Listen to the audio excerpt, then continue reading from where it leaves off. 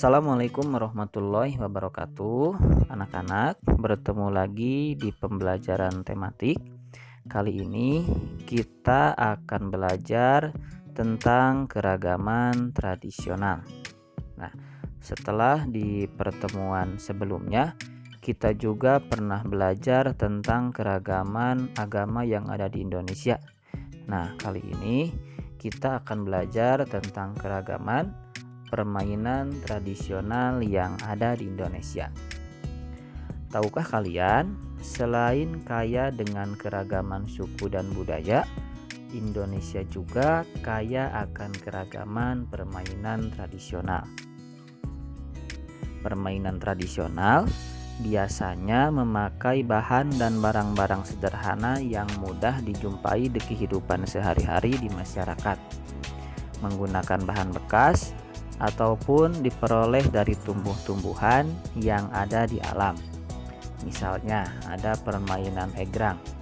Permainan egrang ini menggunakan alat yang berbahan dasar dari bambu.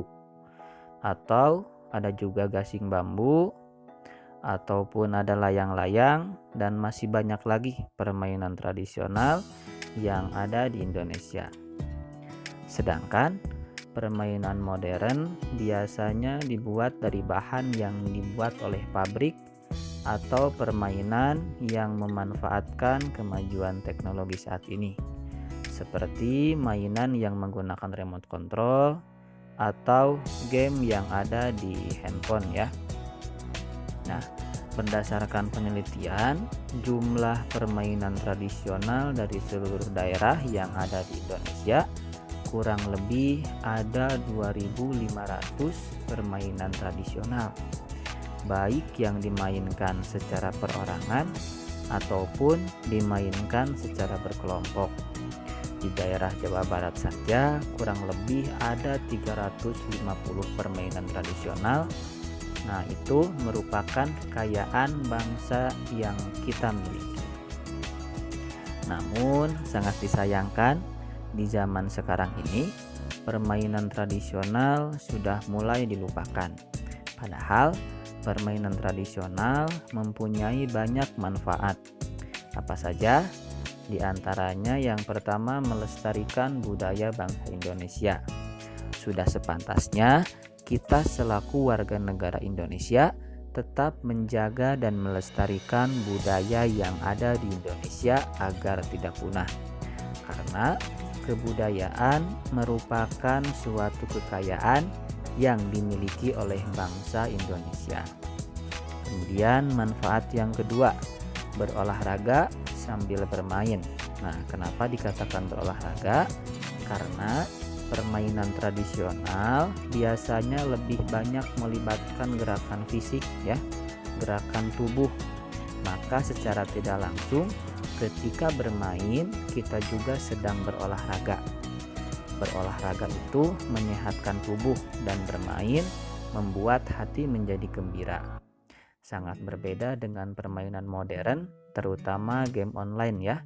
Ketika bermain tidak banyak melibatkan gerakan tubuh, sehingga tubuh bisa menjadi kaku karena kurang bergerak.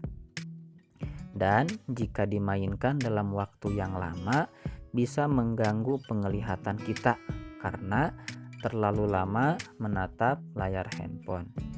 Nah, itu manfaat yang kedua adalah berolahraga sambil bermain. Dan yang ketiga, melatih kesabaran. Nah, misalkan kita sedang bermain congklak ya. Nah, permainan congklak ini dimainkan oleh beberapa anak. Anak-anak akan memainkannya secara bergantian. Dan yang keempat, melatih kerjasama saat bermain secara berkelompok. Contohnya seperti permainan galah asin. Nah, setiap kelompok bekerja sama untuk memenangkan permainan tersebut. Dan yang kelima, bersikap sportif. Sportif itu berlapang dada saat kalah bermain, atau tidak sombong saat menang dalam bermain, dan tidak bermain curang. Nah, itu merupakan sikap sportif ya. Dari pembelajaran ini, diharapkan kita semua bisa tetap melestarikan permainan tradisional yang ada di Indonesia. Melestarikan permainan tradisional sama saja kita menjaga tradisi atau kebudayaan yang ada di Indonesia. Nah, mungkin itu saja pembelajaran kali ini. Terima kasih. Assalamualaikum warahmatullahi wabarakatuh.